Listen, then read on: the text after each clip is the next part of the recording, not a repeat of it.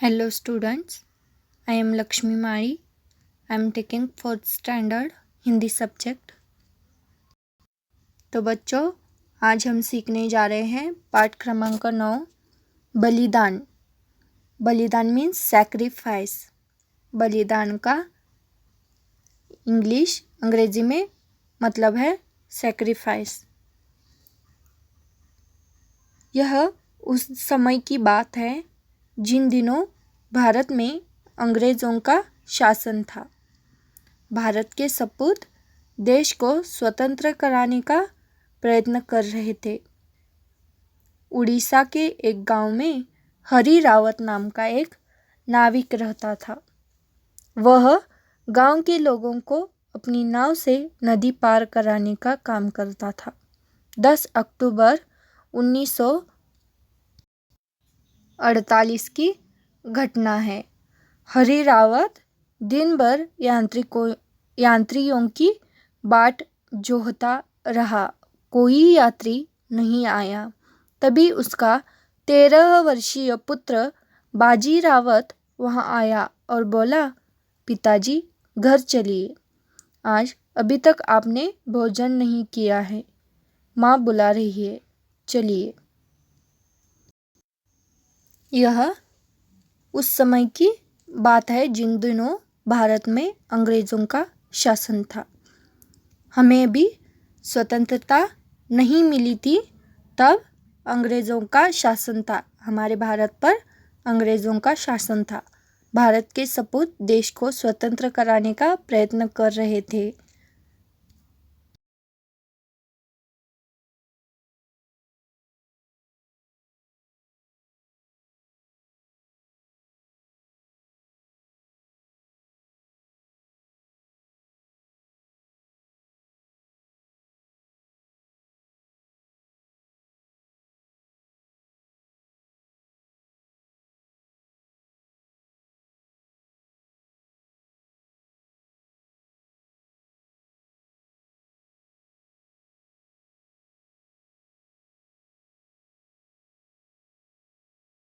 उस तीर से इस तीर तक लेकर जाने का और आने का काम कौन करता था?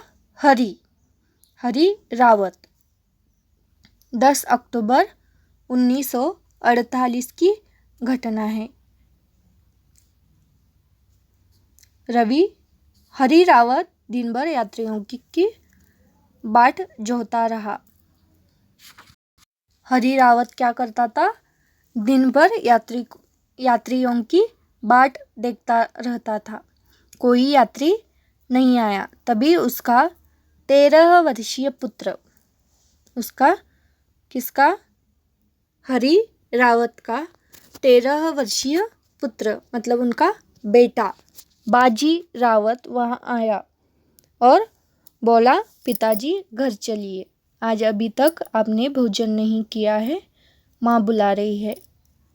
हरि रावत अभी तक भोजन नहीं किया था, इसलिए उसका बेटा पिताजी को बुलाने आया। माँ आपको बुला रही है भोजन करने के लिए, तो चलिए। पिता ने कहा, बेटा मैं चला गया तो यहाँ नाव पर कौन रहेगा? शाम हो रही है, शायद कोई यात्री आ जाए।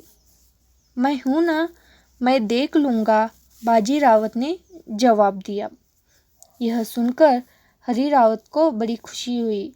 उसने मन ही मन सोचा, बेटा बड़ा हो गया है, अब यह मेरे काम में हाथ बटा सकता है।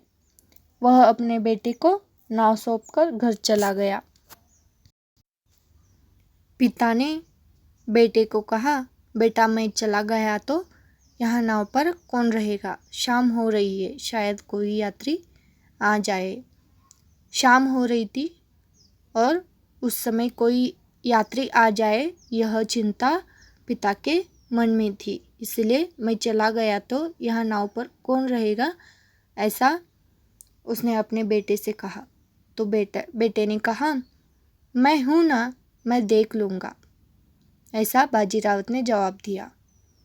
यह सुनकर हरि रावत को बड़ी खुशी हुई। उसने मन ही मन सोचा, बेटा बड़ा हो गया है, अब यह मेरे काम में हाथ बटा सकता है। हरी रावत बहुत ही खुश हुआ। उसको लगा कि बेटा अभी सब काम में हाथ बटा सकता है। वह अपने बेटे को नाव सौंपकर घर चला गया। बहुत देर हो गई, लेकिन न तो कोई यात्री आया और न बाजी रावत के पिता लौट कर आए। बाजी रावत नाव पर बैठे रहे। उस दिन आसपास के कई गांवों के युवकों ने सभा की थी। उस सभा में उपस्थित युवकों ने तिरंगा झंडा हाथ में लेकर देश को स्वतंत्र कराने की शपथ ली थी। बहुत ही देर हो चुकी थी, शाम हो चुकी थी और कोई भी यात्री नहीं आया और ना ही बाजी के पिता लौट कर आए। बाजी रावत नाव पर ही बैठे रहा। उस दिन आसपास के कई गांवों में युवकों ने सभा की थी। उस सभा में उपस्थित युवकों ने तिरंगा झंडा हाथ में लेकर देश को स्वतंत्र कराने की शपथ ली थी। उस सम्मेलन में उपस्थित हुए युवकों ने तिरंगा झंडा लेकर देश को स्वतंत्र कराने की शपथ ली थी। बाजी रावत उन्हीं के बारे में सोच रहा था। तभी उसने देखा कि कुछ सिपाही उसी की ओर आ रहे हैं। बाजी रावत जानता था कि ये सिपाही अंग्रेज़ों के गुलाम हैं। ये अपने देश की आज़ादी के लिए लड़ने वालों पर अत्याचार करते हैं। उसने यह भी सुन रखा था कि तिरंगा फहराने वालों और वंदे मातरम बोलने वालों को गोली से उड़ा दिया जाता है। इसीलिए उन सिपाहियों को देखते ही बाजी रावत सावधान हो गया। उसने सोच लिया कि वह इन सिपाहियों को अपनी नाव में नहीं बैठाएगा। बाजी रावत उस सम्मेलन में उपस्थित हुए युवकों के बारे में सोच रहा था। तभी उसने देखा कि कुछ सिपाही उसी की ओर आ रहे थे। बाजी रावत जानता था कि ये अंग्रेज़ों के सिपाही है, गुलाम हैं। ये अपने देश की आज़ादी के लिए लड़ने वालों पर अत्याचार करते हैं, जुल्म करते हैं। उसने यह भी सुन रखा था कि तिरंगा फहराने वाले और वंदे मातरम बोलने वालों को, तिरंगा मीन्स हमारा राष्ट्रीय झंडा, और नेशनल फ्लैग, हमारा नेशनल फ्लैग लहराने वालों को और वंदे मातरम बोलने वालों को गोली से उड़ा दिया जाता था। इसलिए उन सिपाहियों को देखते ही बाजी सावधान रह गया और उसने सोच लिया कि उन सिपाहियों को मेरी नाव में नहीं बैठने दूंगा। सिपाही उसकी नाव के पास आ पहुँचे। उनमें से एक सिपाही ने कहा, ए लड़के, हमें उस पार जाना है, चल जल्दी पहुंचा दे। बाजी रावत ने उसकी बात पर ध्यान नहीं दिया। वह दूसरी ओर देखता रहा। तब वे सिपाही ज़बरदस्ती उसकी नाव पर सवार होने लगे। खबरदार, मेरी नाव पर पैर न रखना, बाजी रावत जोर से बोला। सिपाही बाजी रावत के नाव के पास ही आ पहुँचे और उनमें से एक सिपाही ने कहा कि ए लड़के, हमें उस पार जाना है तुम्हारी नाव में, तो हमें जल्दी पहुंचा दे। बाजी रावत ने उसकी बात पर ध्यान नहीं दिया और वह दूसरी तरफ देखता रह गया। तब वे सिपाही ज़बरदस्ती उसकी नाव पर सवार होने लगे। वह अंग्रेज़ों के गुलाम थे, अत्याचार करते थे। तो बाजी रावत ने कहा, खबरदार, मेरी नाव पर पैर न रखना, मेरी नाव में पैर मत रखो, मेरी नाव में मत आओ। एक बार तो सिपाही भी घबरा गए। बाजी रावत की बात सुनते ही सिपाही घबरा गए। फिर तभी एक अन्य सिपाही ने उसे डांटते हुए कहा, तेरी यह मजाल, तू हमें नाव में बैठने से रोकता है।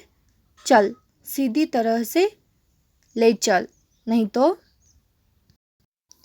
वह अंग्रेजों के सिपाही बाजी रावत को डांटने लगे, तू हमें बैठने से रोकता है, तेरी ये मजाल, चल सीधी तरह से ले चल। बाजी रावत बिल्कुल नहीं डरा और बोला, तुम उस पार जाकर गांव वालों पर गोली चलाओगे, मैं तुम्हें उस पार नहीं ले जाऊंगा। बाजी रावत बहुत ही शूर था, वह नहीं डरा और बाजी रावत ने कहा कि तुम उस पार जाकर तुम गांव वालों पर हमला करोगे, गोली चलाओगे, मैं तुम्हें उस पार नहीं ले जाऊंगा। एक सिपाही ने बंदूक दिखाकर बाजी रावत को डराया, धमकाया, लेकिन वह टस से मस न हुआ। बाजी रावत को एक सिपाही ने बंदूक दिखाई लेकिन बाजी रावत टस से मस नहीं हुआ, उसको कोई फर्क नहीं पड़ा। वह ज़बरदस्ती नाव पर सवार होने लगा तो बाजी रावत ने उसे धक्का दे दिया। इस पर वह सिपाही आपे से बाहर हो गया। उसने बंदूक की मूठ बाजी रावत के सिर पर दे मारी, वह खून से लथपथ हो गया। सिपाही ने बाजी रावत को बंदूक की मूठ बाजी रावत के सिर पर दे मारी। बाजी रावत खून से लथपथ हो गया। उसने चिल्ला कर गांव वालों को इकट्ठा कर लिया। सिपाहियों ने उन पर गोली चला दी। वीरों के खून से नदी का तट लाल हो गया, लेकिन विदेशी शासन के वे सिपाही नदी के पार नहीं जा सके। वीर बालक बाजी रावत ने देश की आज़ादी के लिए लड़ने वालों की जान बचाने के लिए अपना बलिदान कर दिया। उस बाजी रावत ने अपने देश के आज़ादी के लिए लड़ने वालों की जान बचाने के लिए अपना बलिदान कर दिया। So students, now it's time to take the homework. यह सभी शब्दार्थ आपके हिंदी होमवर्क बुक में लिखिए और पढ़िए और व्हाट्सएप पे सेंड कीजिए। Thank you.